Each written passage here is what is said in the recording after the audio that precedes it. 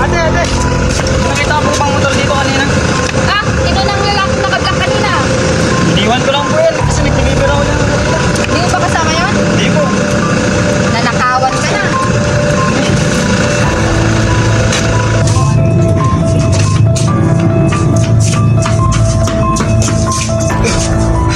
Sir, dinakaw po yung motor ko. Sir, kumalma ka lang muna sir. Ano po kung nangyari sir? Iniwan ko lang po kasi doon. Nag-deliver ako doon, sir. Pwede ba natin tignan sa saan yan? Sir, doon po, banda.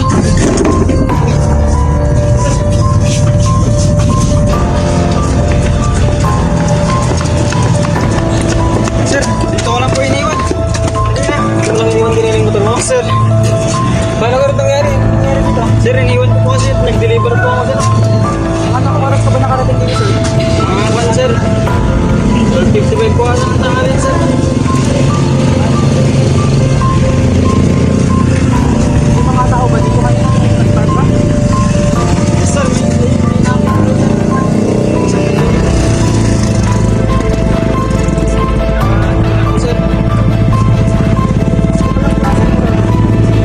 Ayun, sir. Nagamit ko ngayon. Ay, kwan mo lang. Ibigtigan nyo rin yan. Okay, sir. Sir. Anong pangalan mo sir? Ayun, sir. Sir. Sir, hindi pa sapat kung mga nakuha nating information. Kailangan na natin i-verify yung nila kung meron mga CCTV or mga possible witnesses para ma-identify natin kung sino ba yung mga binili niya. Mas valuable po.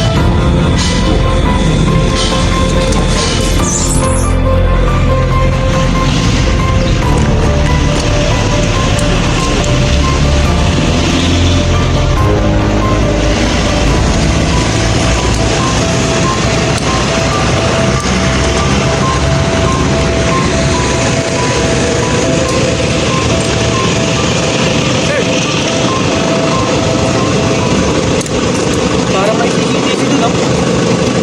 Kailangan natin makuha footage na. Okay.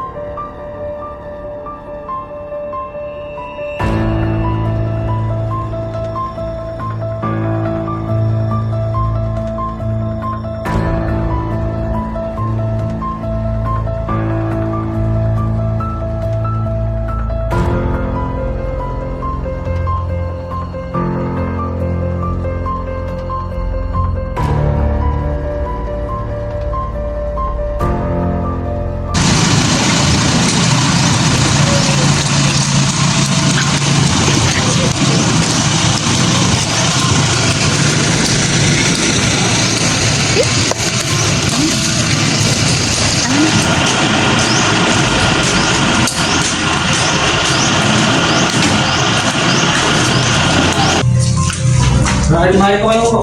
Salamat. Kayo po ba si Mr. Asis? Yes, sir. Maaari mo bang ilahad sa amin kung anong nangyari? Sir, ganito po kasi, around 12 po ng tanghali. Nai-deliver po ako, tapos siniwan ko po sa, dun sir, sa harap ng munisipyo. Tapos pagbalik ko naman po sir, wala na po yung motor ko. Anong ulit ang kulay ng motor mo? Kulay black and gray, sir. Natatandaan mo ba yung plate number? Yes, sir. SGP 900, sir. Tungkol sa mga nailahad mo na sitwasyon, maaari ka bang, mayroon bang nakakita witness na mga kapag-sabi kung ano talaga ito yung message? Yes, sir. Ito po siya, kama ko, sir. Ako po sir, nag-wedding po ako doon, nagpapatay ako. Tapos bigla ko pong nakita yung motor niya na may sumakay po na isang lalaki nakaitim. Tapos nakasombrero po ng kulay. Bakit hindi mo naisipan na pigilan? Kala ko po kasi kasama niya kaya titinap ko. Sir, maraming salamat po sa inyong kooperasyon. Ma'am, ano po yung pangalan niyo? Itinhag ko po. Pirma po pala kayo dito namin, sir. Thank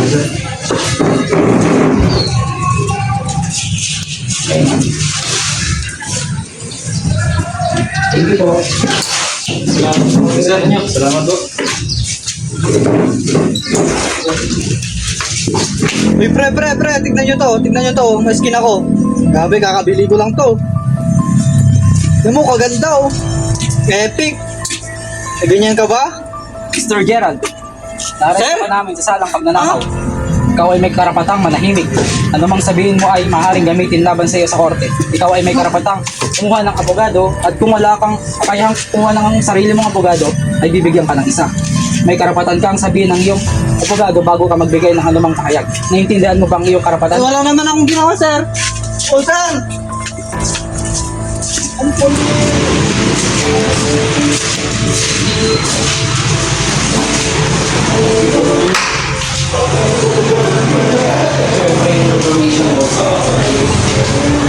So Mr. Andres, hindi ka ba nahihirapan sa kalagayan mo ngayon? Bigat po sir. Ramdam ko yung bigat na nararamdam mo. Kaya umamin ka na sa krimen na ginawa mo. Ito sir, hindi ko talaga ako gumawa ng May pag-asa ka pa. May pag-asa ka pang magbagong buhay. Umamin ka lang, mababa lang yung sentensya na makukuha mo. Ito talaga ako sir. Hindi na, aminin mo. Sir, Hindi ka ba nakukonsensya sa ginawa mo? hindi ko talaga ako sir gumawa. Hindi lang naman ba eh. Aminin mo lang na ginawa mo. Tapos ang usapan. Ayoko lang mabigyan ng mabigat na parusa. Ayoko lang bigyan ng parusang mabigat. Kaya aminin mo na lang. Hindi ko talaga ako sir gumawa. Bakit ibang tao ko sir yung gumawa? Kamalan po ako sir. Sabihin mo na kami muna. Gawin mo na lang ngayon kung may kailangan. Sige, Mr. Andres. Balik ako sa iyo, ha? Naiintindihan ko yung bigat na nararamdaman mo. Gusto kong sabihin mo lang sa akin na ikaw yung gumawa. Hindi ka nag-iisa sa mga kasong to. Sabihin mo na lang. Gusto ko umamin sir pero hindi talaga ako gumawa ng Ramdam ko yung bigat, yung nararamdaman mo, yung pagkalito mo, yung pagod. Naiintindihan ko lahat yan. Sabihin mo na lang. talaga sir, hindi talaga ako gumawa ng Hindi ka naman masamang tao eh. Mukha ka na mabait eh. Hindi, aminin mo na. ibang tao sir yung yung gumawa ng krimen. Hindi talaga ako. Masente po ako. Diba ka nga yung sa'yo talaga? Kaya aminin mo na lang eh. Kasi may ebidensya naman tayo. May information tayo. Aminin mo lang. Ibang tao talaga sir.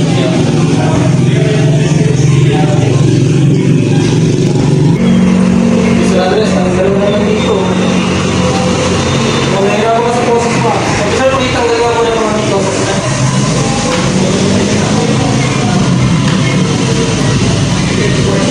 Yan, wala naman kasi ka na, no? Sir, ayan.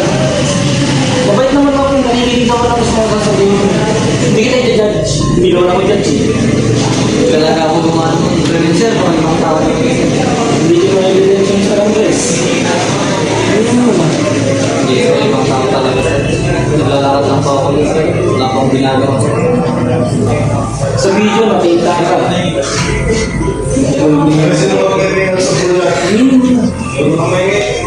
Bakit ibang tao ata sir yung gumawa ng sir. Hindi talaga ako. Ang tao, yung mga masamang tao, wala ka akong baril. Wala sir. Hindi talaga ako ng sir. Kung nakulong ka, kung gusto mo, samahan pa kita sa kulungan. Kumanin ka lang. Pwede nang ulit po sir. Hindi ko talaga ako gumawa ng sir. Ibang tao sir talaga. Masente po ako. Mukhang nahihirapan ka dyan sa process mo ah. Tapos sir, pakitanggal nga muna.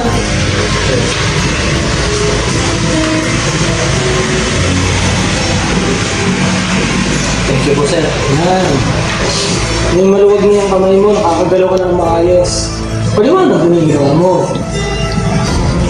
Wala po talaga sir. Hindi talaga ako gumawa ng krimen. Ramdam mo yung bigat ng nararamdaman mo. Yung pagod, yung pagkalito. Bandam ko yan. Kaya aminin mo na. Sabihin mo na ito po. Wala po talaga sir, hindi talaga akong gawa ng krimen kasi naglalakad lang ako dun, tapos bigla-bigla po akong naris, wala naman akong ginawa. Mamin ka na. At pag nakulong ka, baka gusto mo, samahan pa kita sa kulungan eh. Dalawa tayo doon. Hindi po talaga ako sir, kahit ilang beses kung tanongin, hindi po talaga ako Kaya, sir, hindi talaga ako. Minin mo na. Minin mo na. I-review na namin yung footage. Nagtanong-tanong na din kami kung ikaw nga ba yun. Sabi nila, oo daw. Hindi naman ako naglalakad doon, wala naman akong ginawa din sir. Narinig ko yung sinasabi mo. Naintindihan ko. Pero yung mga ebidensya, yung footage, magkatugma. Na ikaw talaga yung kumuha. Hindi naman ako naglakad doon, ng kalye doon sir. Hindi talaga ako naglakad doon. Ito, makinig ka. Kailangan ko lang ipaliwanag mo yung ginawa mong krimen. Yun lang. Wala talaga sir, wala akong ginawang krimen sir. Wala po. Sige.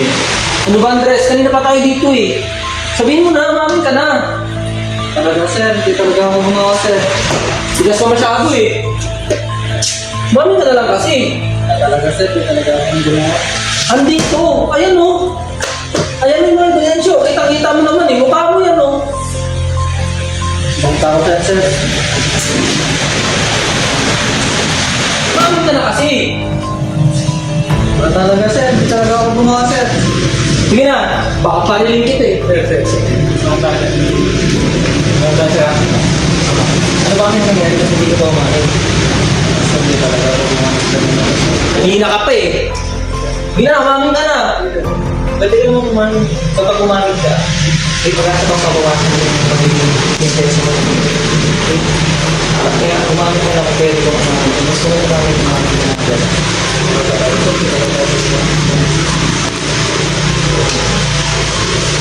Umamin ka na kasi Andres. Hindi na umamin ka na. Nakakatan sir.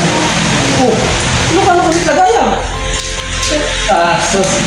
Ngayon, bago mag-result, bago ninaramid mo dyan. Talaga ka makupaper para ang dapat ng mga sir. Nasimple na sir. Dapat ebidensya, Mr. Andres. Upam, oh, adi oras, kompleto. Sabali na tawa ka sir. Ano na mabalik na sa bali mo si Kata? Sige sir, kawan ako hindi nangyari ako na kanin sir.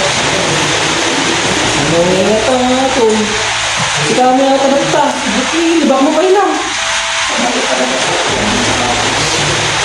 Mr. Andres, alam ko mahirap ang buhay ngayon.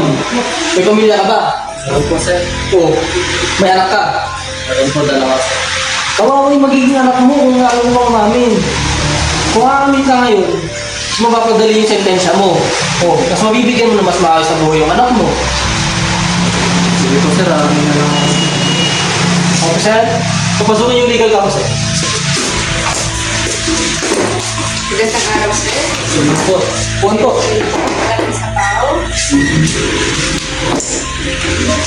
So ma'am, start ko na po ah. Aamin na daw po siya kaya kailangan na po ng legal counsel. Okay. Wait lang po. May tatanong lang po. Andres, nandito ka ba dahil walang narinig ko sa iyo o tinawag ka para umamil? Gusto mo na ba umamil? Po ato niyo gusto kong para Mabuti. So, nandito ako para gusto ko linawin na yakin o linawin na naiintindihan mo lahat ng yung sinasabi. Pabor ka sa iyong pag-amin at wala kang ulit sa iyo. Pero, bago natin umpisahan, maaari mo lang ang video para maging legal yung pag-amin ng hindi sa amin. Sana po.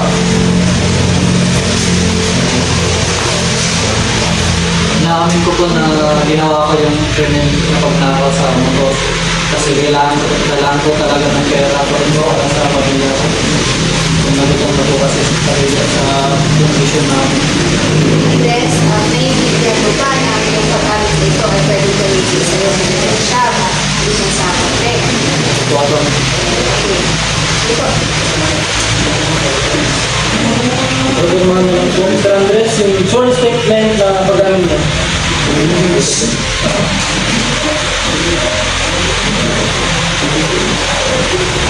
Okay po.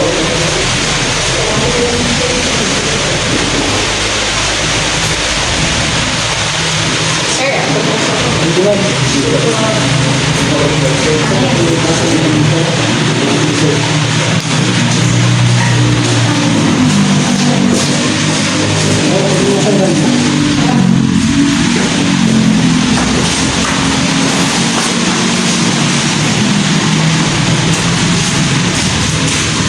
One is the loneliest number that you'll ever do. Two can be as bad as one. It's the loneliest number since the number one.